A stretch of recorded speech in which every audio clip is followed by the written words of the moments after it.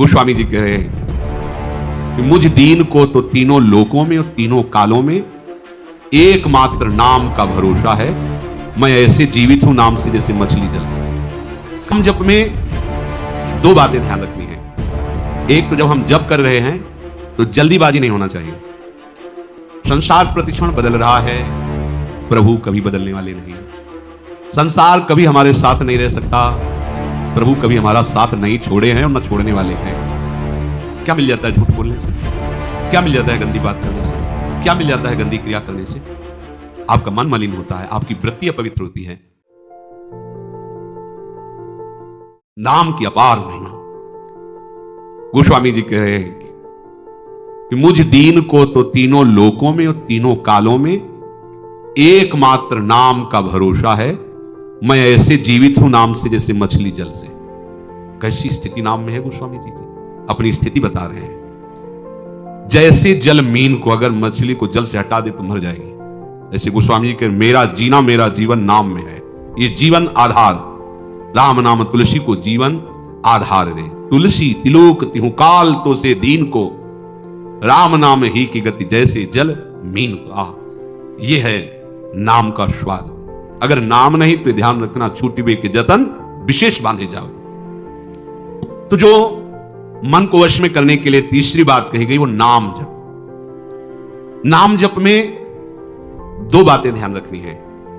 एक तो जब हम जप कर रहे हैं तो जल्दीबाजी नहीं होना चाहिए कि आप उसे देख ही नहीं पाए।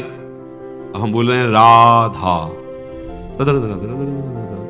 राधा, रा बड़ा की मात्रा, धा बड़ा की मात्रा, राधा, राधा, राधा। आप देखना रोमांच होने लगेगा, आपको रोना आने लगेगा। थोड़ा टिके को भाग जाएगा मन। अब राधा राधा जिब्या बोल रहे हैं लेकिन मन नहीं पकड़ रहा। अच्छा है, उसमें भी मंगल होगा, घबराना नहीं है। पर इसको वश में करने के लिए है ये जो उपाय बताया जा रहा है, नाम को लंबा खींचिए। इसमें लिखा हुआ है यद्यपि आपकी संख्या कम होगी पर लाभ बहुत अधिक होगा।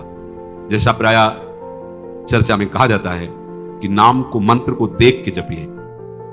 सामने लिखा हुआ मंत्र, एक एक अक्षर मात्रा, आंख खुली है या आंख बंद है, हम उसका दर्शन कर रहे हैं, उच्चारण कर रहे हैं। और दूसरी बात, बिना सुने उस नाम को, अगले नाम को उच्चारण मत कीजिए। पहले देखिए और फिर सुनिए। ये नाम जब आपके मन को बस, यद्यपि मन नहीं लगेगा, पहली बात है, भागेगा। ऐसे मन तो स्वीकार कर लेगा जब ना। माला कितनी गुड़िया आगे निकल गई वो पता नहीं, नाम से कितनी खाली चली। किसी किसी का तो ऐसा माला चल, ऐसे ऐसे ऐसे, ऐसे माला तो हमें लगता है माला तो भगवत प्राप्ति होगी क्या। जल्दी जल्दी जल्दी, मतलब वो गुड़िया सकिलती चली जा रही है। 15 मिनट में 10 माला। हमें ऐसे जप की तरफ नहीं बढ़ना। अगर हम 15 मिनट में एक माला जप पाए तो बहुत बढ़िया रहा। पर एक माला का एक नाम भी, एक मंत्र भी बिना देखे बिना सुने नहीं गया। आप देखना इसका लाभ। इसमें मन टिकेगा नहीं, भगाएगा आपको, पर आप बार बार प्रयास। इसी का नाम अभ्यास है, जो भगवान कह रहे अभ्यासेन। अभ्यास इसी को कहते हैं। एक बार आप अभ्यास में उतरिए, फिर यह अभ्यास ऐसा हो जाता है कि जैसे बहुत शोरगुल है तो हम जप नहीं रहे, हमारे सामने वो नाम विराजमान है। आपने नाम को पकड़ा, नाम ने आपको पकड़ लिया। और सामने ही नहीं, जिधर भावना करो उधर नाम विराजमान। छाती में देखो तो नाम विराजमान, आज्ञा चक्र पे देखो तो नाम में, बाहर दृष्टि गई तो नाम, किसी से बात कर रहे तो मुख में नाम विराजमान है। जिधर दृष्टि जा रही नाम ही नाम, नाम ही नाम। अरे चमत्कार प्रकट हो जाता है। ये केवल कहने की बात है, अब अभ्यास में तो लाइए, पर आएगा ये इसी में। राधा राधा राधा। हमको कोई संख्या से मतलब है क्या? ये संख्या नवीन साधक को इसलिए कही जाती है, जो महापुरुष जन कहते हैं कि वैसे ही मन नहीं लगता, प्रमादी होता है, तो कम से कम 16 माला तो तुम नियम ले लो, 21 माला ले लो, इतना ले लो। ये नियम इसलिए कि आपका अभ्यास बने। पर खास जोरदार बात जो मन को वश में करने की है, वो गिनती से नहीं है। मन गिनती से वश में नहीं होता। समय काटता रहता, माला पूरा हुआ रख दिया और बस प्रपंच में घूमता रहता है। और आप देखो कह के राधा, ऐसे अंदर राधा, जितना लंबा खींचोगे मन को भागने का अवसर नहीं मिलेगा। देख लेना, ये अनुभव की बात कह रहा हूं। और ये चाहेगा ऐसे ही, अब ये और चिंतन कर रहा है, और जगह भटक रहा है, माला रफ्तार से चल रहा है, किसी से बात भी कर रहे हैं, फोन भी चल रहा है, तो नाम कैसे चल रहा है पता नहीं। नाम मन को वश में निश्चित कर देता है, पर ये दो बातें, कोई भी नाम जल्दीबाजी से नहीं जाना चाहिए। दर्शन, श्रवण और लंबा उसका उच्चारण, आराम आराम से, कोई जल्दीबाजी थोड़ी। कार्य करते हुए या कार्य से विश्राम लेकर, जैसी भी स्थिति में अच्छे से राम राम। अब देखो देखो तो करके देखो, पर मन नहीं लगेगा इसमें, पर यही मन को मारेगा। और मन को आओ, जो जिद्दी स्वभाव है ना, उससे भी ज्यादा जिद्दी नाम है। अरे सबके मन का अधिष्ठात्र जो मनमोहन है, जब उसको घसीट के सामने कर देता है तो औरों की तो बात ही क्या है, मनमोहन को सामने खड़ा कर देता है। कैसा नाम है। चौथी बात, जिस नाम का उच्चारण किया जाए उसको मन की निगरानी में लाने की जरूरत है। मन की आंखों से उसे देखना, मन की आंखों से उस पर नजर रखना। मन की आंखों से नजर चूक गई तो वो नाम कितने निकल गए आपको पता नहीं चलेगा। कभी कभी जैसे उपासकों के द्वारा चर्चा करने पर पता चलता है कि चतुरासी जी के कई पद कब निकल गए हमें खुद पता नहीं। इसका मतलब वो मन की निगरानी नहीं हुई उस पद में, नहीं तो एक पंक्ति भी बिना स्पर्श किए नहीं जाएगी। पर यह अभ्यास से, जड़मत होत सुजान, करत करत अभ्यास के जड़मत होत सुजान, रस्सी आवत जात ही सिल पर होत निशान। तो पत्थर से ज्यादा पत्थर बुद्धि हमारी थोड़ी, नाम का निशान तो बन ही जाएगा उसमें बार बार। जब हम यदि ऐसे मन ना लगे कि मन निगरानी नहीं कर पा रहा है, तो मंत्र तो उच्चारण नहीं कर सकते लेकिन नाम उच्चारण कर सकते हैं। जब आप देखें कि मन भाग रहा है, निगरानी नहीं कर पा रहा नाम की, तो फिर ऐसे जैसे उच्चारण करके राधा वल्लभ श्री हरि, राधा वल्लभ श्री हरि, मंत्र उच्चारण नहीं कर सकते। मंत्र तो ओठ बंद करके ही, तो हमें पहले मन को घसीटना है। अगर मंत्र कम जप हो रहा है तो चलेगा, नाम जप के द्वारा पहले मन को घसीटिए, मन को एकाग्र कीजिए, मन को निर्विषय कीजिए। मंत्राकार वृत्ति तो स्वयं हो जाएगी, आप देख लेना। अब सीधे मंत्र में मन लगाने की चेष्टा करें, लग नहीं रहा है और उसका उच्चारण कर नहीं सकते, तो फिर आप छोड़ देंगे। छोड़ो, आ जाओ नाम में, राधा राधा। अगर इतने से भी काबू नहीं हो तो मंजीरा उठा लो, रख दो माला, और राधा वल्लभ श्री हरिवंश श्री वृंदावन श्री वंचन 1 घंटा भनभना दो एकदम, जैसे भौरा नहीं, राधा वल्लभ श्री हरिवंश, राधा, कुछ और न सुनाई दे और न दिखाई दे, एकांत राधा वल्लभ, ये सब ठीक हो जाएंगे। मान लो यही किया है, जो खाया है वो आपको बता रहे हैं। ऐसा नहीं कि जन्म से ही मन तदाकार हो जाता है किसी का, ऐसे नहीं हो जाता है। सब 8-9 बजे आश्रम में जाके लेट गए, बैठ गए गुरु जी की समाधि के पीछे, एकांत बिल्व वृक्ष शुरू कर, जो उस समय 11-12 बजे रात तक जाके लेटे, थोड़ी देर लेटे, फिर स्नान करके, ऐसी लगन थोड़ी लगी थी। सुबह 4 बजे रामायण प्रारंभ की, अयोध्या कांड पूरा करके, बाल कांड अयोध्या कांड, ये बड़े कांड है, पूरा करके ही उठे। लगन कैसे भगवत प्राप्ति, कैसे निरंतर भगवत चिंतन बने। चौथी बात, राग रागिनियों में नाम को करके उसकी ध्वनि में चलना। रजोगुणी मन विषयों की तरफ जाता है, उसे सात्विक बात सुहाती नहीं है, रजोगुणी सुहाती है। तो जैसे सांप के जहर को नष्ट करने के लिए जहर का इंजेक्शन लगाया जाता है, ऐसे चतुर सुजान महापुरुष कह रहे किसी ध्वनि में इसको फंसा लो, जो तुम्हें ध्वनि प्रिय लगे उसी राधा राधा राधा बस गुनगुन। आप देखना, अगर मन पसंद ध्वनि है तो आप छोड़ना चाहो तो भी नहीं छोड़ेगा, वो गुनगुना। कई बार ऐसा देखा गया है कि कोई ऐसी, तो कई घंटे वही बात अपने आप, वही बार बार।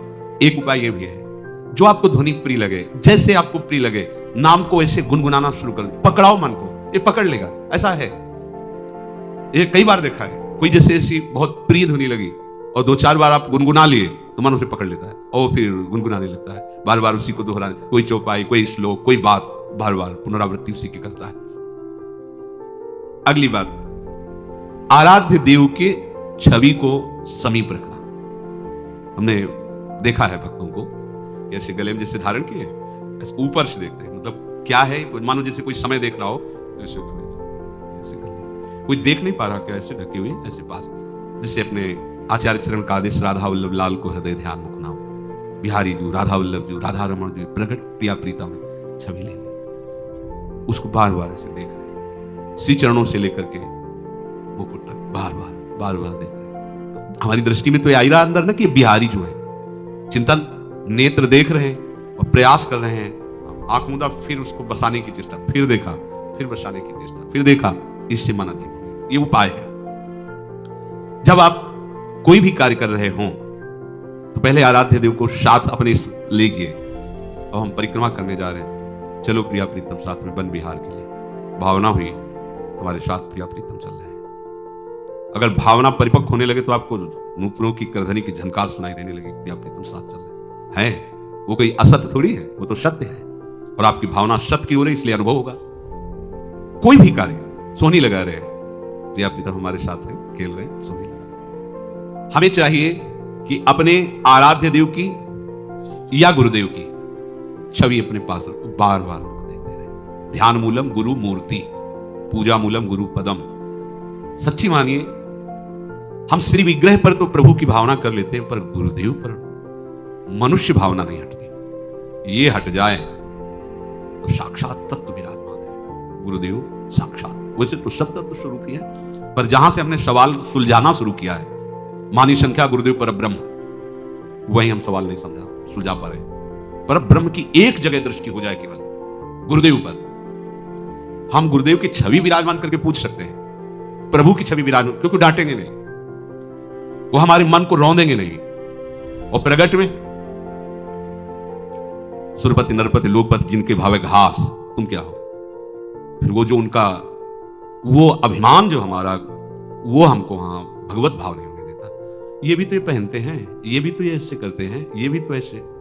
हमारी दृष्टि एक पार्थिव दृष्टि रहती, भागवतिक दृष्टि नहीं हो पाती। हम गुरु को बहुत साधन मानते हैं, साध्य भाव नहीं मान पाते। गुरु भाई मंत्र दे दिए, उससे भगवत प्राप्ति होती है, तो बस ठीक है, मंत्र ले लिया, भजन करेंगे, उसमें एक साधन या बहुत एक अच्छा साधन। लेकिन साक्षात जिस आराध्य देव को प्राप्त करना है, वो अपने रहस्य को बताने के लिए, मेरी भाषा में बोलने के लिए, मेरे जैसा व्यक्ति समझ पावे उस गूढ़ रहस्य को, ये ऐसा प्रगट रूप धारण करके हमारे सामने बैठे, हमारी ऐसी श्रद्धा नहीं हो पाती।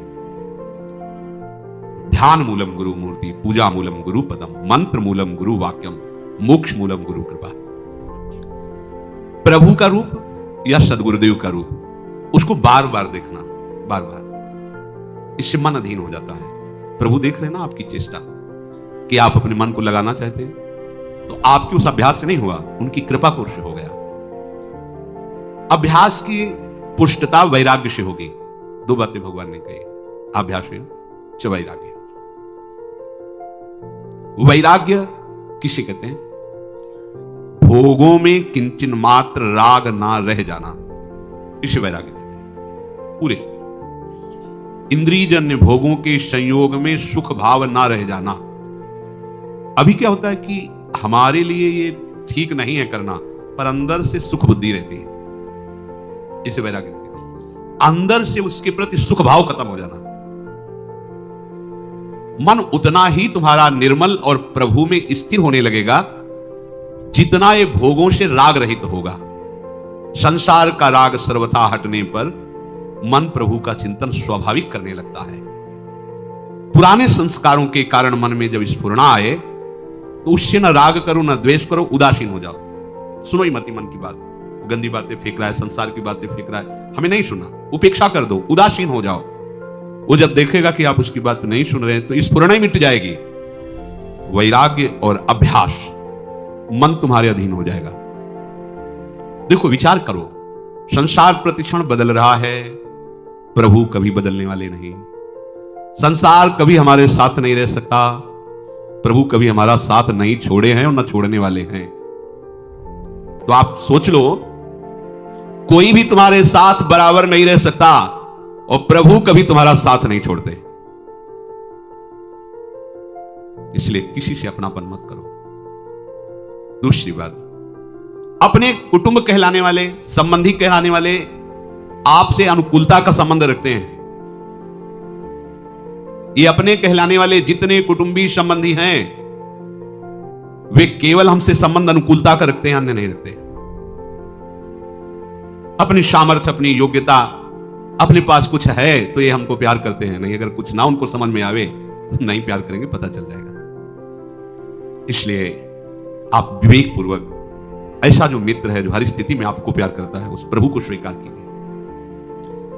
आप विचार कीजिए, जैसे आप शराब है, मांस है, अंडा है, एक गंदा आहार है, इसको आप पाप देखते हैं, निषिद्ध देखते हैं, तो आपका मन कभी नहीं जाता इस पर। और जो गंदे आचरण है वो है तो इन्हीं के समान, फिर आप उसी को स्वीकार नहीं करते। सोचो, आपको कोई परोसे तो क्या आप मांस खा लोगे वैष्णव? आपको कितना बुरा लगेगा? तो आपको जो प्रभु से हटा दे ऐसी वस्तु, ऐसी क्रिया, ऐसी चेष्टा, आपको बुरी क्यों नहीं लगी? उसके समान क्यों बुरी नहीं लगी? आप विचार करो, जो निषिद्ध है सो निषिद्ध है। पूरा का पूरा व्यवहार आप इसमें कसौटी पे कसिए। जो नहीं करना चाहिए वो उसी लाइन पे है। जैसे मांस नहीं खाना चाहिए, मदिरा नहीं पीना चाहिए, तो उसी लाइन पे व्यभिचार भी है, उसी लाइन पे ब्रह्मचर्य का नाश भी है, असत्य भी है। जो निषिद्ध है उसमें कुछ तो आपने निषिद्ध मान लिया तो आपका मन नहीं जाएगा, देख लो। लेकिन कुछ को आप निषिद्ध जानते हुए भी सुख बुद्धि से आप नहीं मान रहे, इसलिए गिर रहे हैं।